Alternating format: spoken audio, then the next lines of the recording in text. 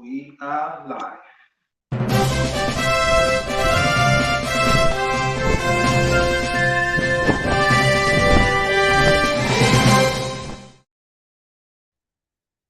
Welcome everyone, my brothers and sisters, wherever you are, whether in Nigeria, outside Nigeria, I bring you warm greetings from North America. I'm here to talk about the things we always talk about every Tuesday. You know what it is. It's 9 p.m. Nigerian time. I'll bring you Nigerian Constitution, Know Your Right. Nigerian Constitution and Your Right.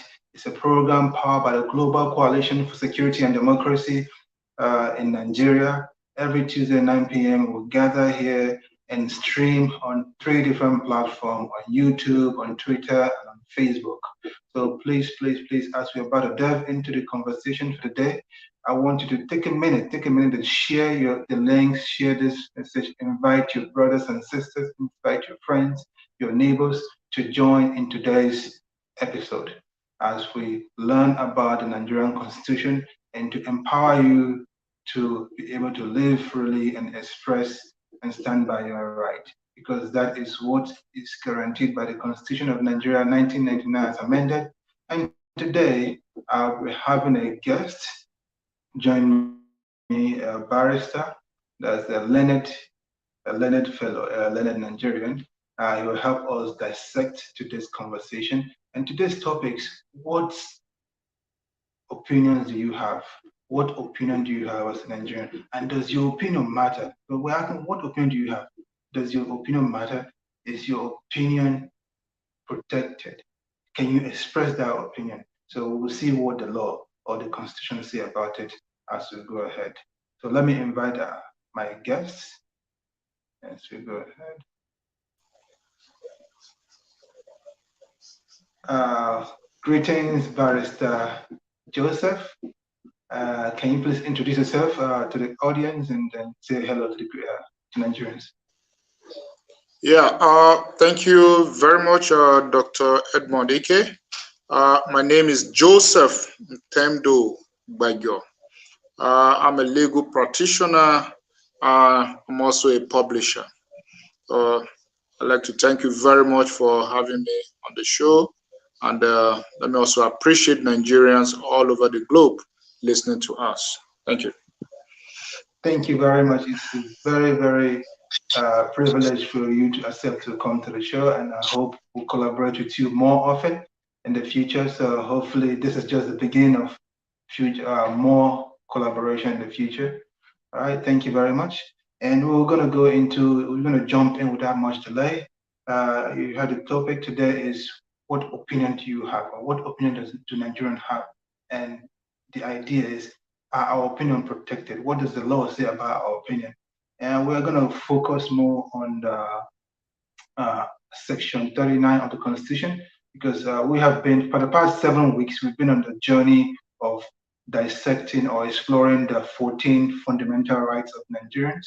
And this 14 fundamental rights of Nigeria is covered in Chapter 4 of the Constitution, Section 33, all the way to Section 46. And that is what we've been doing sequentially, section by section.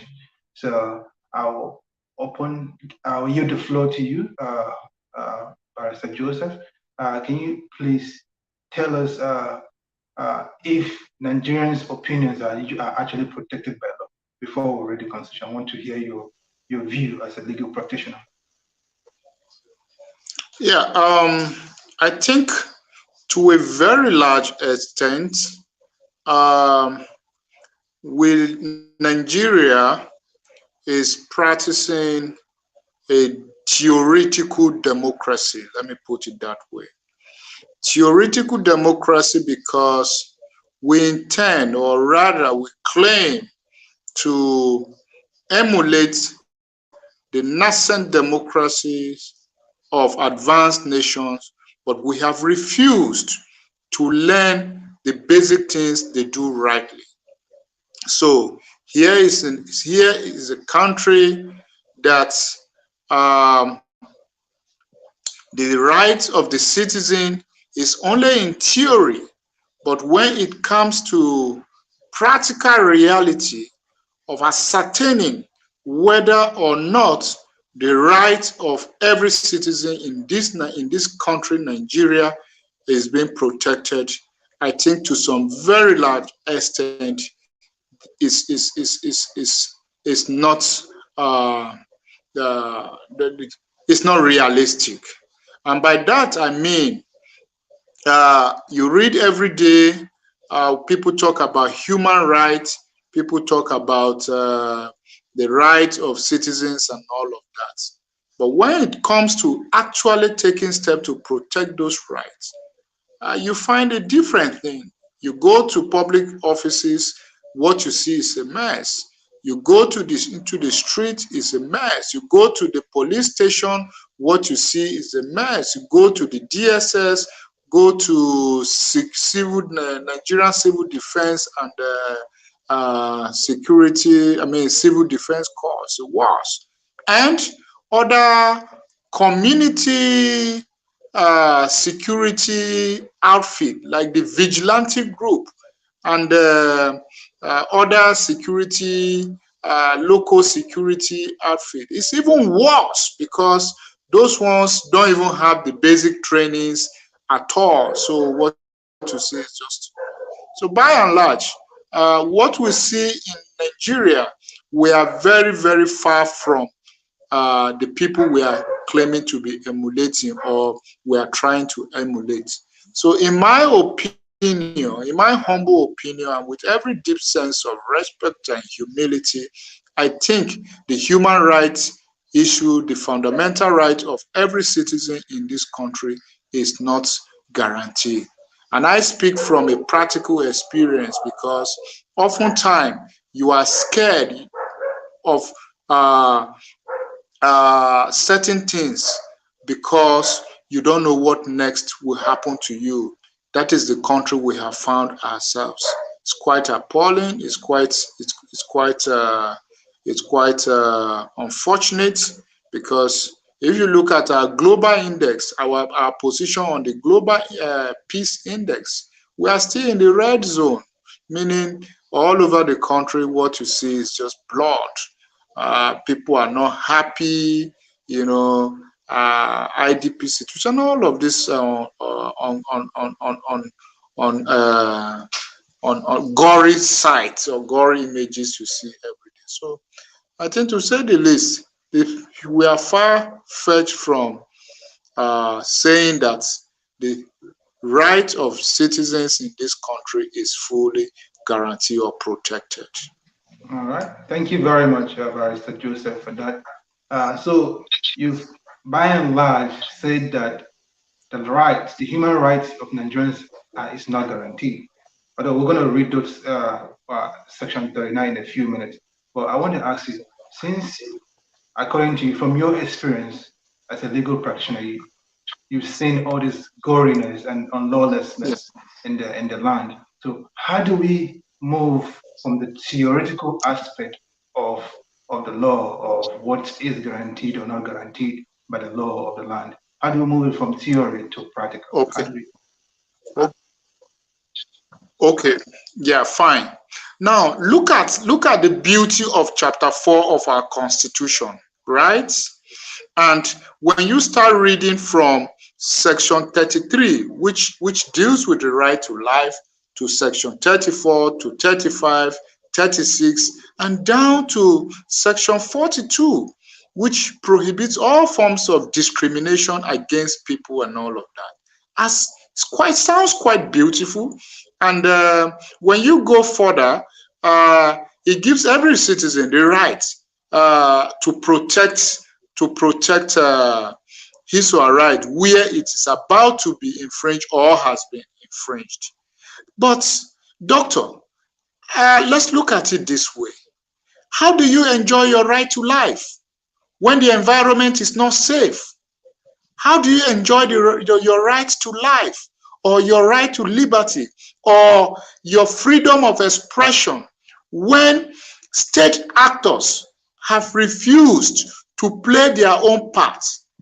And by that I mean, if you look at our Constitution, in section 14 of that Constitution, we have have a social contract. We as citizens of the country, we have a social contract with the people, with our leaders, those whom we have elected into offices to lead us. There's a social contract between us and them. And that is the spirit of Chapter 2 of the Constitution, which deals with the fundamental objective and direct principles of state policies. That is where the practicality of it lies.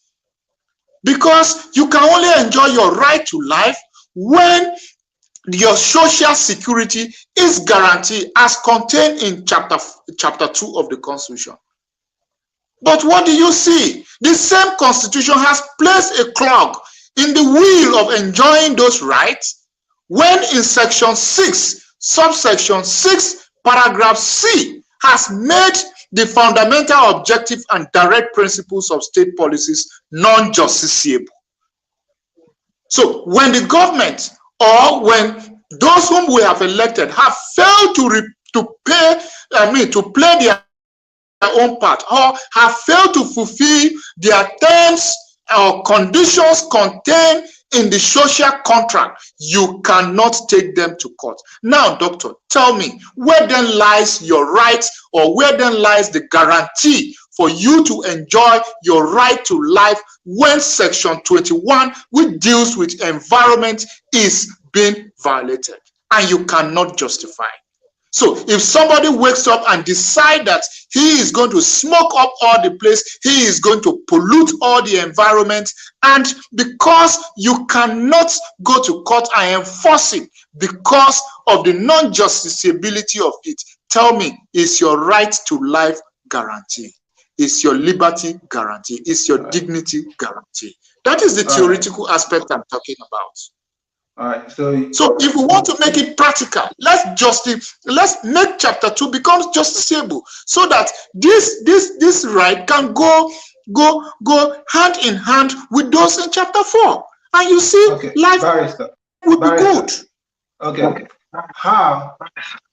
Who is responsible to make it practicable? Is it the executive or the legislative? Who is at fault here? Yes, both of them are guilty of it. Both of them are guilty of it because one wants to gain advantage over the other, so he has to influence the other not to do the right thing. That is why we are in this current quagmire, if you ask me. Because if the state houses of assembly will know that they are watchdogs of the society and they will do what is right of them to do, I think the state government, the executive, will sit up. But because this executive wants certain things to be done in their own way, they manipulate the state houses of assembly and things are not properly done. Now, same at the national, at the federal executive level, is the same thing. They manipulate the National Assembly, that is the Senate and the House of Representatives. And you can see this when it comes to constitutional amendments. Those sections that affect them are not looked into. Take, for instance, the issue of local government, for instance,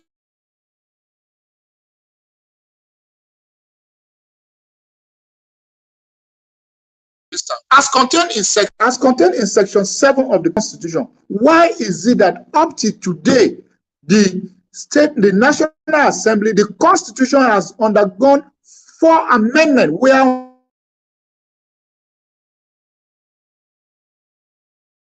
on the 5th amendment is being handled with. I think your network is becoming shaky. There's like pause between your statements. There are pauses between your statement. So this show is supposed to be conversational. We'll bring in the comments from the viewers. So I'm going to take a moment to read the comment from the viewers. Then we'll continue with the show. Thank you very much. So let me take a quick moment to read the comments. All right, we have a comment from Prince Emade Concon say, greetings everyone. Greetings to you, Prince. And next we have Mark Irabo. He said, by revelation. I don't know what that means. What is this revelation? Is there a revelation that Nigeria is getting better tomorrow? I would like that revelation. And then Mark Irabo says, good evening, my people. Good evening to you, Mark. And then again, Mark Irabo says both of them are guilty. I guess he's responding to the question when I say, is this executive or is it legislative that is guilty of why we don't have a practical aspect, or we don't enjoy the practical aspect of our laws instead of just having them in theory. All right. And Mark says network. Yeah, I think his network is having issues, so he just left and is gonna come back in. So let me put him back to the stream, and hopefully this fixes the problem. I hope this fixes the problem. Say something, Barrister. Let's know if. Say something. The network was having issues. Sorry for.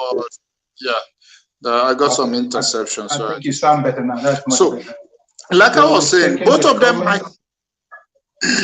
So round up your statement on what you're saying about the local government and not being clear. Yeah. So, like the Constitution of the Federal Republic of Nigeria, 1999, as amended, is on the 4th Amendment. We are currently moving to the 5th Amendment, and up to today, everybody is foot dragging. The National Assembly, the state houses of assembly are withholding their two-third resolution to pass local government autonomy. I mean, so where do we go from here?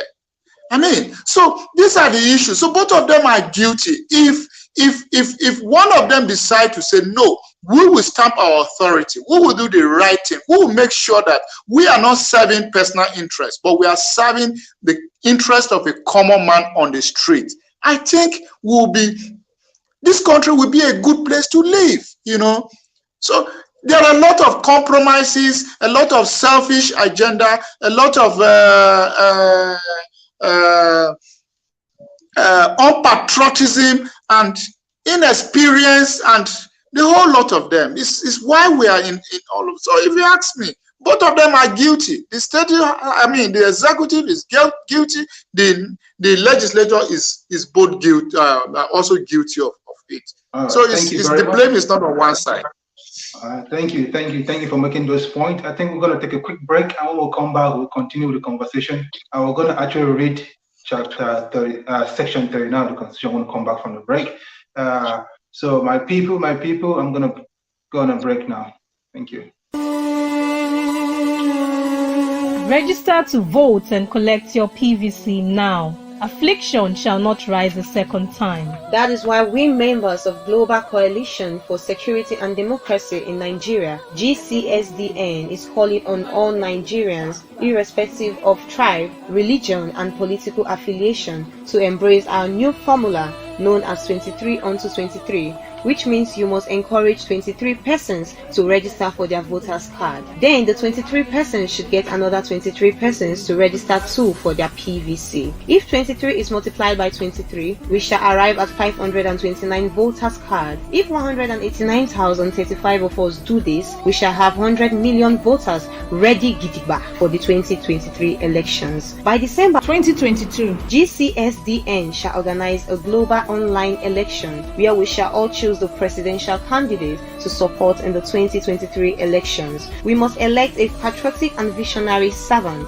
a servant that will put our country and our citizens' rights above his or her personal interests. Oya, let the journey begin.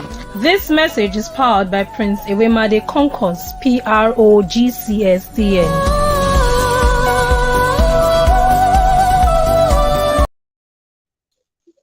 Welcome back, my people. As you watch that video, it's calling on all Nigerians to get your PVC and vote, because the conversation we're having now, as you heard from the barrister, the executive branch of the arm of the government can be held responsible, and also the legislative arm of government should be held responsible for the failure of having the practical aspect of Nigerian enjoying all the beautiful things that have been enshrined in our law, all the things that have been guaranteed by law, but we don't enjoy them because the executive have failed to secure the country. The executive have failed to ensure that they uphold the law by which they swore to uphold when they were elected into office. And then the legislature do not make laws that favor the people. That's why they shall be held accountable. And one other arm of government that they would not mention is the judicial arm of government, which I believe is supposed to also be watchdog and hold both the legislative and the executive accountable. Like when the executive government is failing the people, the judiciary should take action and make sure that court orders are respected and court orders are issued immediately without delay and executed without delay. So I'll pass back the mic to my the learned barrister. So what do you think is the role of the judiciary in all this mess? Yeah, it still boils down to the constitution we are talking about. Now, doctor, we have a judiciary in this country, that is not independent, right? A judiciary that draws her monthly wages, her entitlement from the executive. So what do you expect? They say who plays the piper dictates the tune, So that's another dimension to it. So grants full autonomy to the judiciary, the executive said no. And you begin to ask, why? What is their reason for holding on to the non-independence of the judiciary? Perhaps I thought the judiciary was given independence last year or sometime early this year. Last year, doesn't go through? Is it still a process? If you ask me now, like Plateau State government, Plateau State judiciary, I'm fully aware they are still on strike. So the states were allowed to go and negotiate. The federal government allowed the state to go and negotiate with the judiciaries in their own states. And you can begin to imagine. So but it is not.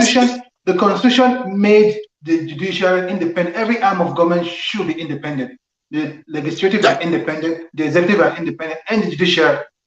Yeah, that is how it is. That is how it is, but there are negations to it.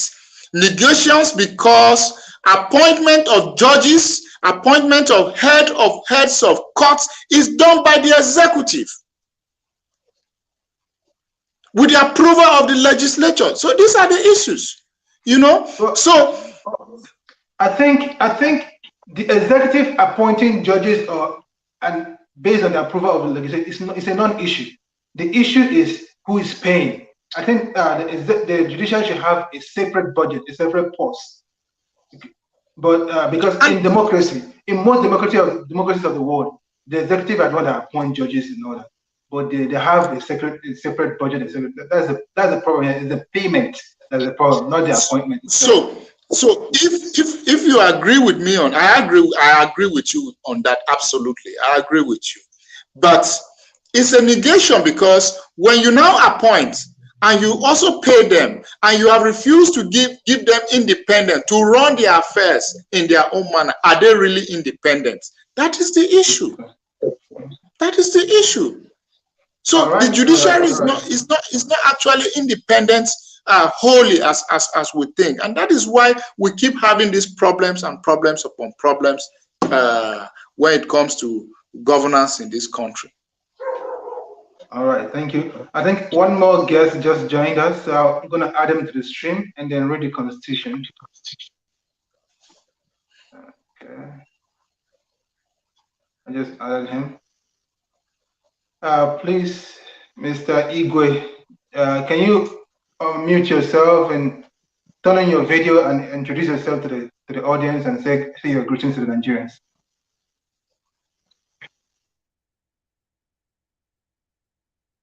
Hello, can you hear me? Okay, good evening. Yeah, introduce yourself to the audience and And Good turn on your evening. video so that we can see you. The audience can see. Okay,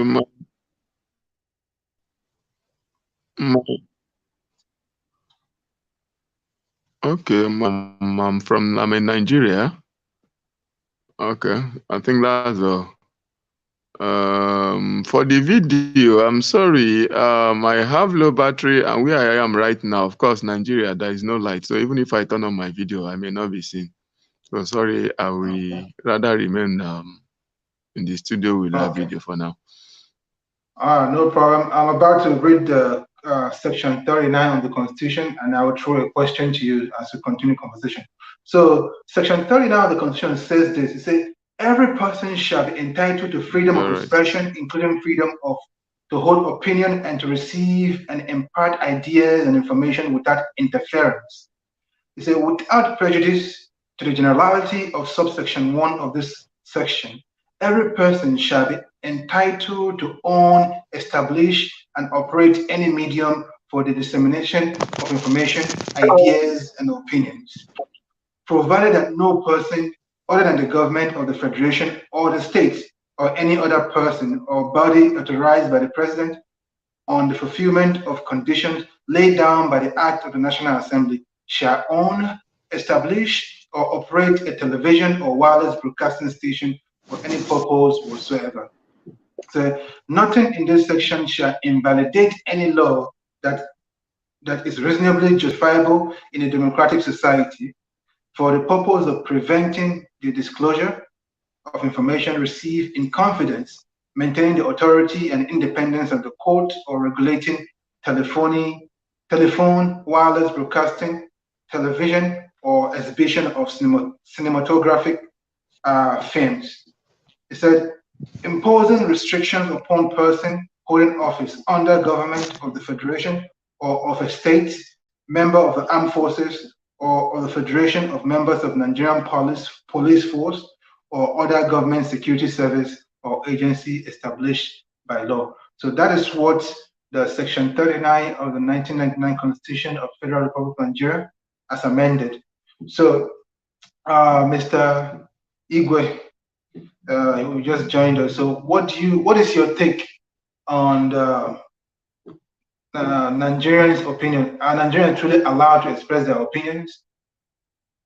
What is your take on that? Please unmute yourself. Thank you very much. Yeah, thank you very much, Mr. Ikeh. I am Dr. Edmond. Talking about freedom of expression in Nigeria. I don't know. The thing is, there is one thing in Africa if there is one thing I know in Africa is that we know how to abuse things. Yes. As for there is a provision for freedom of expression in the Constitution, but the fact is that even the citizen has agreed or has gone to an extent of abusing this freedom of expression, to an extent, and that is why in a lawless place like our country, Nigeria, you will see the president going against the Constitution by, willingly on his own veto power now, or whatever gives him that power, to start tampering on people's rights by monitoring or sanctioning what happens or what people say on social media or on the television station. In Nigeria, we've seen so far or severally where some on AOPs, that's an on-air personality, are being sanctioned or being asked to step down from their position because of one thing or the other they've said, especially when you talk about the people in politics, most especially the president or the military personnel. You see, as much as in Nigeria, as much, or even in Africa, as much as you don't talk about the politicians, as much as you don't talk about their fraudulent activities, then you can go on and do what they say, whatever you want. That is when your freedom of expression works. But hence you start to talk about their fraudulent activities, then you have no freedom. They will remind you that you have no freedom of expression.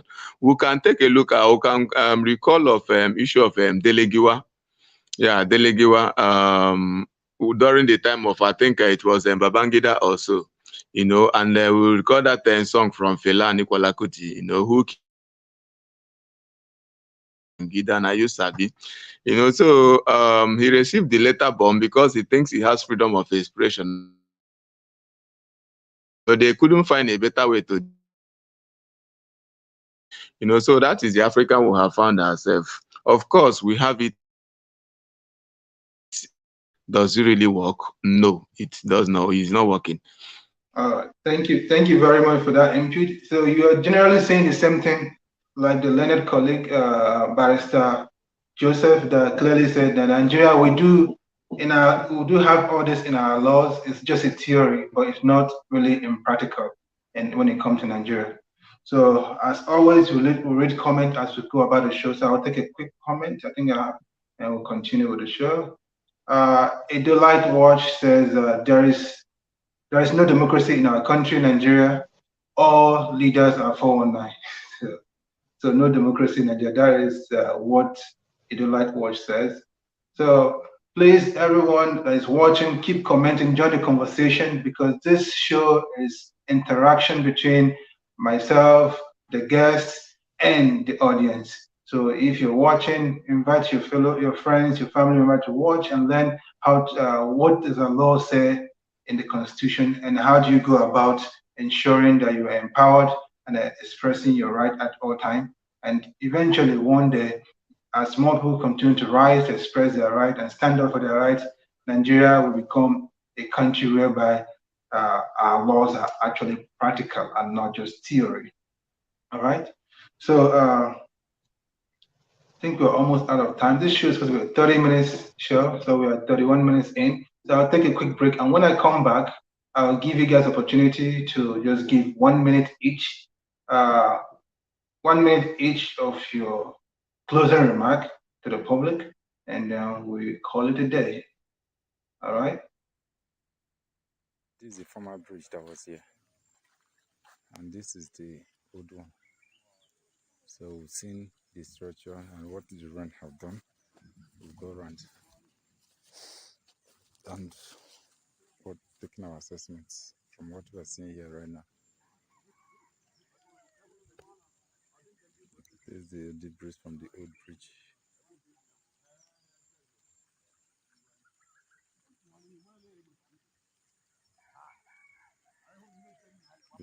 Beyond down there is where we're taking our assessment point from. Not longer here again because a lot of work should be done. Either you remove this one, the cost of removing this and this will be cost implementation is high as well. All right, welcome back. There's a short break. That bridge or culvert or whatever you want to call it, it's built by the community in Obofia Award of Uhehi Village, Agule School Town, Agwata local government of Anambra State. It collapsed or destroyed by erosion and powerful rain flood last September, and the government had refused to pay attention to it. First, Uli Obiano government, and now Chachuma Soludo government. It's a new government, so we're promoting and drawing the attention till maybe the new government do something about it, because the community is literally being separated from one another. There's no access to their brothers on downtown, to the brothers in uptown. So something needs to be done. And I take it upon myself to make sure I show it every Tuesday until a solution is found, or until the government do something to help these people out. So that is that. So this show is every Tuesday, 9 p.m. Nigerian time.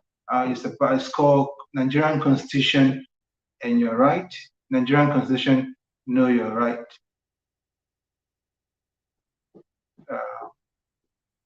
Can you hear me, Barrister Joseph?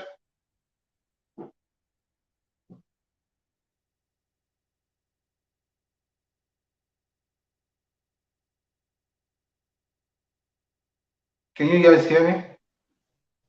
It seems there's a connection problem. Can you guys hear me? Say something if you can hear me. Sure. I can hear you now. Okay. What about you, Barrister Joseph? Can you hear me?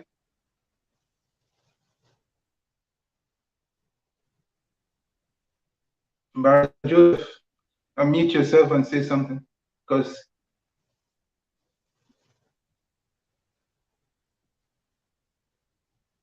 All right. I think he mute yourself, Barrister Joseph, and say something. So yeah, I so this think that show was every 9 I p.m. think on Tuesday. I mean, every Tuesday 9 I p.m. think Nigerian that was time. a That's where we have disconnection this problem. show. Nigerian Constitution, Know Your Rights. It's powered by the Global Coalition for Security and Democracy in Nigeria. I think that was a connection problem. Okay, he's around now. Yeah, I don't know. Like it's having connection problem. Say something, Barrister Joseph.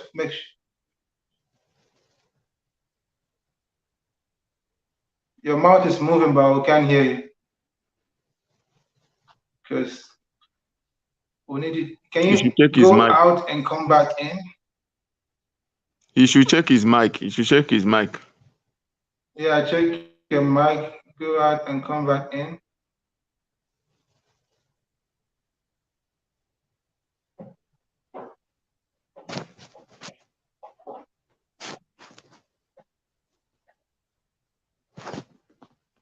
All right, let's wrap up this. We are almost out of time. So yeah, every Tuesday Nigerian time, just join the show. Invite your friends, invite your brothers and sisters. So that we'll learn together. It's not just for you; it's for every Nigerian, wherever you are, all over the 36 states, or even in the diaspora. Log in and learn so that we can be better citizens and we can hold our government accountable to make sure our rights are respected at all times and at all places as Nigerians. So that is why we have this show. So time to wrap up. I will give the floor to my brother, Mr. Ikeh. Give your 1 minute closing remark. What do you want to tell Nigerians? Okay. Thank you very much once again, Dr. Edmond. I don't have much to say to Nigeria now, but we've heard it from you, just like you read out the Constitution correctly. There is a provision in the Constitution of Nigeria, giving every citizen the right to voice out their opinion. And then there's a constitution not restricting any form of media or medium of expression. So what I would just encourage Nigerians is that they should keep up listening or following up programs like this, so that they will have a venue where they can learn and understand their constitutional rights, so that at all time they will be able to express their opinion, or able to know when their right is being trampled upon.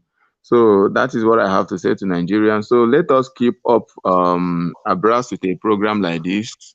Always follow on a program like this, because I understand that barely do you have Africans going through constitution saying they are going to study their constitutional right or whatever.